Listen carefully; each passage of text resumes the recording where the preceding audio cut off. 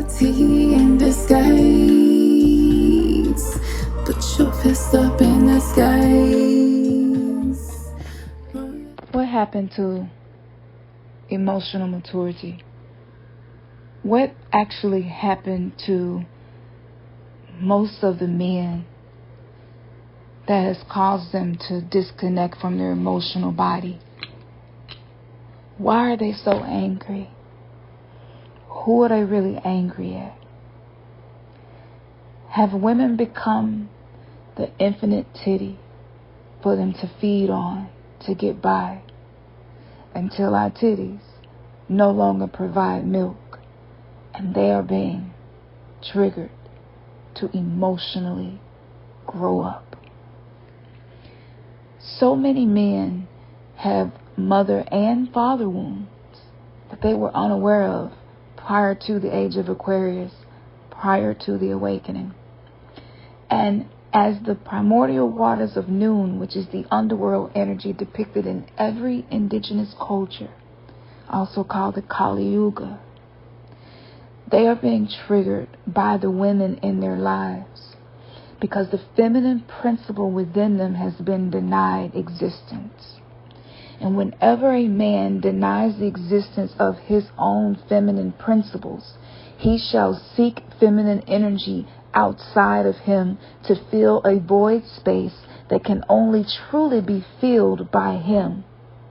But the women in his life will carry the burden of being the ones to fill that void, being the ones to make them feel better, being the ones to make them feel relaxed after a hard day at work because you're willing to have sex with them even when your body says no and your heart is closed because you have not been emotionally nurtured and loved. Ironically, so many of us can't say to the men in our lives, it feels like I'm drained when I connect with you in these ways. And I need my energy to get through whatever it is that I am going through. Most men in relationships that have been impacted by these social constructs of toxic masculine energy would probably be offended, and they would probably do something really similar to the Instagram post that I saw and commented on, which basically was a man who kept a tally of every time his woman didn't want to have sex because she had a headache or because she was tired. And I commented on that post, paraphrasing. I said, well, what about all of the times that we have opened up our womb space to a man when he did not deserve to be in that space, when he had not shown himself to be safe, when he had not created safety for us, when he had not acknowledged our pain because he is emotionally arrested in his development and unable to do anything except for work and provide, because the patriarchy taught men that that's what a man does. He goes to work and he pays bills. See, the women in the generations before us were different. They were more willing to sacrifice themselves to keep they men, as many of us have been taught. Well, how do you keep a man? A man is a man who is more than capable of keeping himself. Why have we been programmed to believe we must sacrifice and compromise on every end to make this man happy, to keep a man, when at the end of the day we all know and have experienced that a man is going to do whatever he's going to do when he want to do it, regardless. See, this isn't me dumping on men as if there is no good thing in them, even though the Bible taught us to believe that there was no good thing about us except the Father. I mean, even the man that many men were raised to look up to, Jesus, even said that there was no good thing about him. So are we really shocked and surprised that so many men are unhappy with themselves? They lack true confidence, so they use arrogance and narcissism and manipulative tactics and anger and meltdowns to try to get their needs met because they don't know any other way.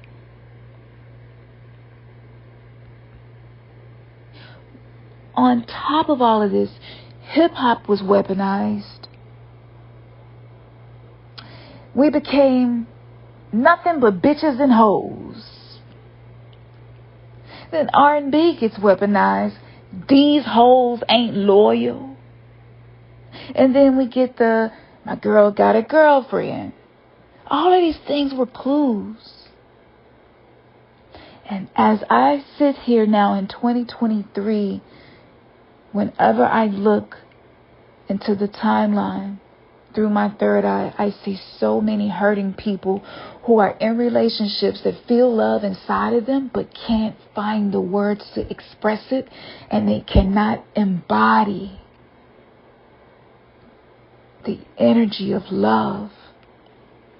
So they're transmitting their wounds continuously.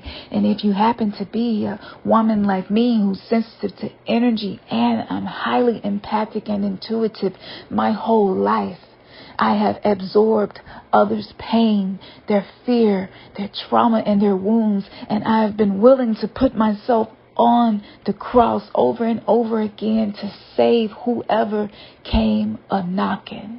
Even if that meant boots a-rocking. If it was going to make him feel better for a moment and the clock was tick-tocking, I felt like I had to do it, because if I didn't, without keeping a man, ain't no cuffing season, ain't no locking. It ain't happening. I know this sounds shocking. I know this might resonate with some of you. And I know some of us are grieving the loss of the connection that we thought we had to our true sense of self. You see, I'm working on a guidebook from these experiences that I will be sharing. And I've been sharing in bits and pieces on my Instagram posts, Facebook posts. Just follow me wherever I am. I'm not the strongest at being compelling and getting the numbers and paying for a lot of advertisements to make sure that I'm seen, and collaborating with people to make sure that I'm networking. I've tried those things, and those things just don't resonate with me. I have always been a lone wolf. I have always been willing to walk a path all alone if that's what it has to be. Even as a 5-year-old kid, I would run away and be in the woods by myself until the sun got ready to go down. And even then, I felt comfortable in the woods more than I did any place else. That was a clue to who I was going to be in this incarnation. And in 2005, when my gallbladder and spleen stopped functioning properly, and I was dying, and I knew that I was going to die, and I gave warnings to the whole team, to the surgeon, to the nurses.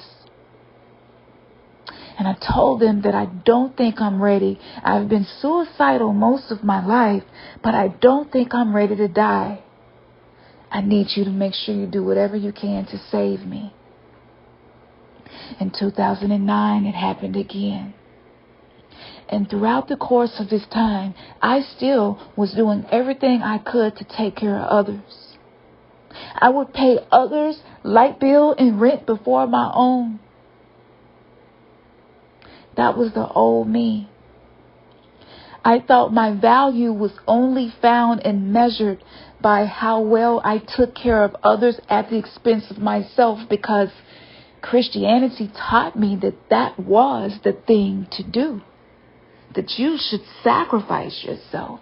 That you should allow yourself to be flagellated, beaten, and ripped to shreds in front of the whole world, because this is what Christ did, and you are trying to be like him in this journey.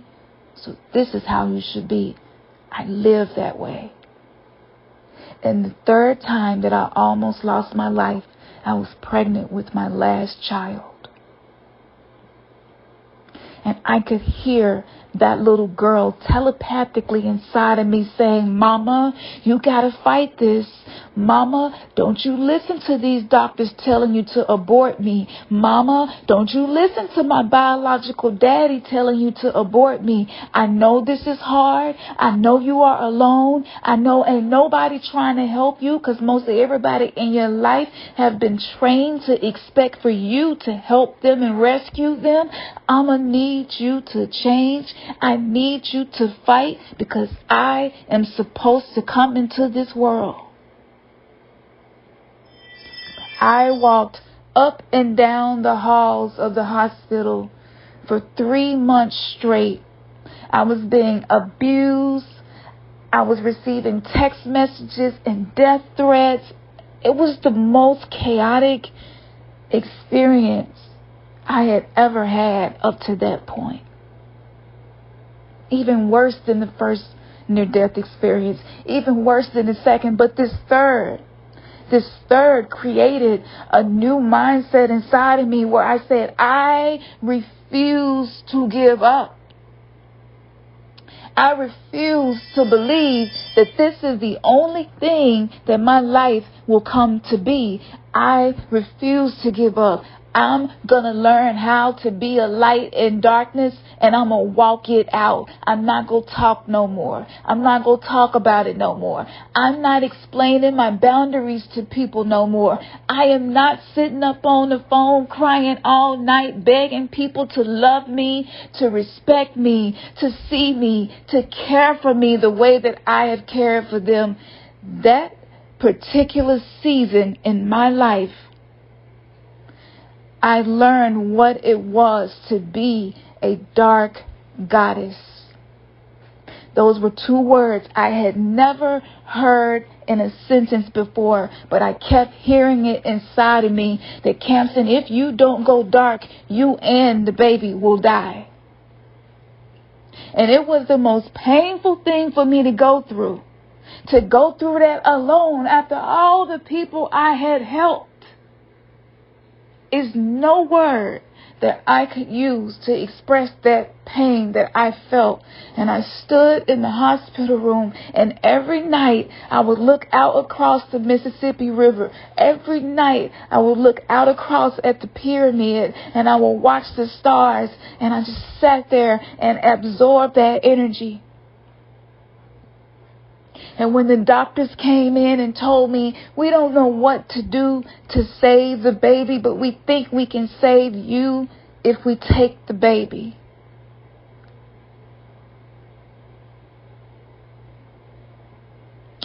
The daddy didn't want the baby. So I did feel compelled to let them take the baby, because I did not feel like I was worthy to have a child. I felt like I was too much of a mess to have a child. I had already had a child who was born in pure trauma. I didn't want to do it that way again, but we don't always have control over every aspect of what is going to create the powerful being we are meant to be. Sometimes the only way is to surrender, and I surrendered. And I told those doctors, y'all keep telling me that my baby is going to die, and she haven't died yet. Y'all been telling me this every day since I was 8 weeks pregnant, and now I'm 6 months, and you are telling me that the baby will not survive, but my baby is telling me that she is going to survive. So I'm going to believe me. I'm going to bet on me, and I'm going to bet on my child. I waited 2 more weeks in the hospital. And at this time, I still identified as a Christian.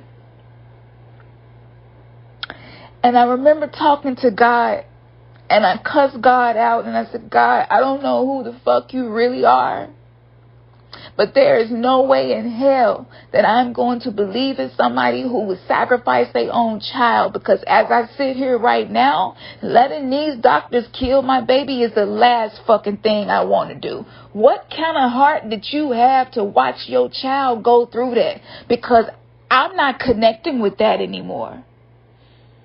And that night, a strength came up in me where I no longer needed the opioid of religion to make me feel okay, to make me feel like despite the hardships in my life, it was all worth it, because when I finally take my last breath, I will be in heaven.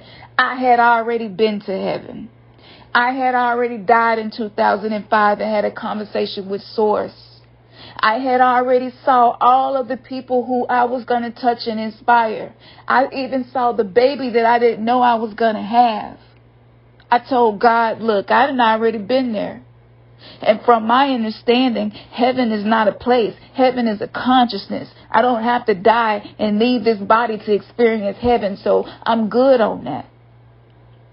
And I heard this voice come back to me and say, how dare you curse me? Do you know what happens to people who don't believe in me? And I said, I vow this on my life. If this baby is not supposed to be here, take both of us. And if you do not take both of us on this night, if I wake up in the morning when the sun rises, I know that we both are meant to be here. I did already walk through the valleys of the shadows of death. I have already been through hell. I was born an empath in a family that had so many years of generational trauma accumulated one on the other.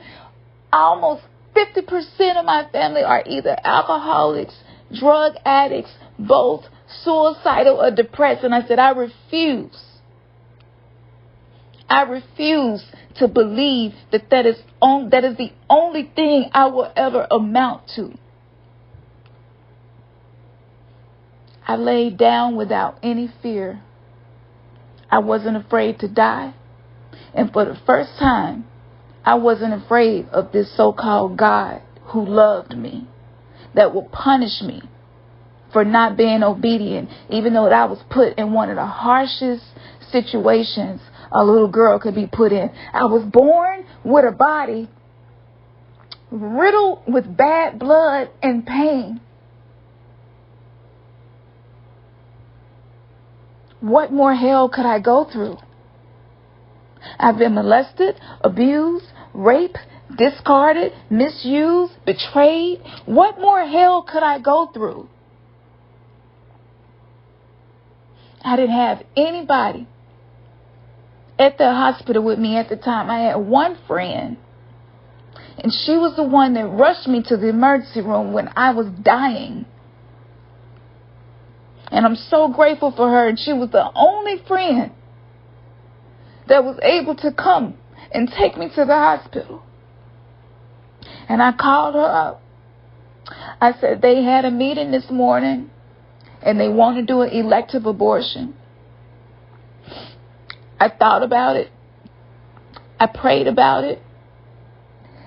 And I'm ready to do whatever it takes to make sure this baby comes into this world safely. And I said, I'm going to call you back and I'm going to let you know what happens from here. After I got off the phone with her, one of the nurses came in the room. I asked for something for nausea and pain. I told her that my IV fluids were almost out and that it was almost time for my antibiotic. She looked me in my eyes and told me that she had patients who were in far worse condition than I was, and she was not going to be walking up and down the hall bringing me no medicine. And she turned around and tripped over my IV cord and snatched my interjugular line out of my jugular vein in my neck. My life flashed before my eyes. I thought that I was dying in that moment. She did not come back in there to stop the bleeding. So I started pushing the button and pushing the button. Nobody was coming because people have been trained to think sickle cell patients are nothing more than drug addicts. So they will ignore that nurse light coming on because they think that that's all that you're asking for.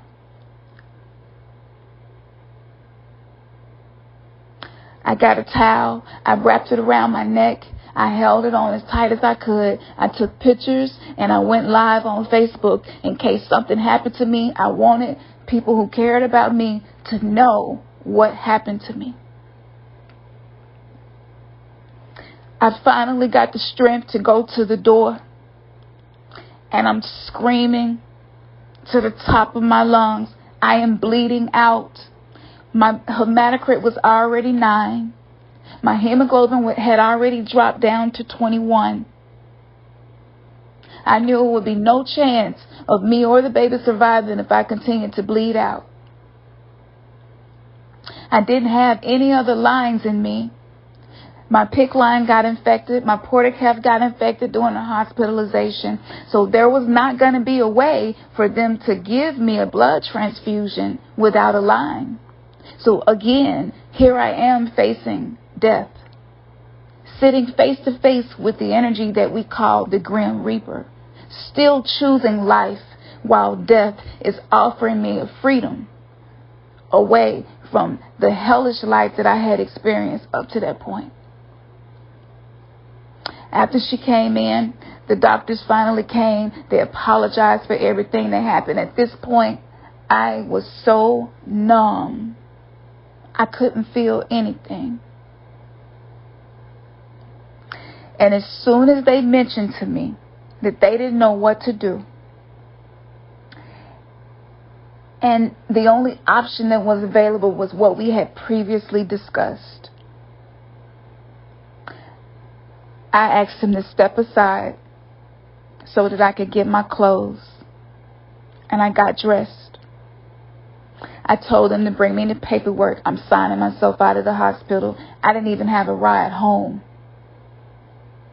I had no idea how I would get home. But I knew that I didn't want to be in there no more. And I knew that if that staph infection that time around didn't kill me, the version of me that survived that was going to be stronger. I finally was able to get them to bring the paperwork. They did everything they could to try to get me to change my mind. I was done. I left the hospital with a blood infection and pregnant. So when people in the world treat you like what you're going through is not worthy of their compassion, know that that's a gift for you. That's an invitation for you to become the most powerful version of yourself you have yet to meet. One day at a time, 1 hour at a time, I was able to hold that baby.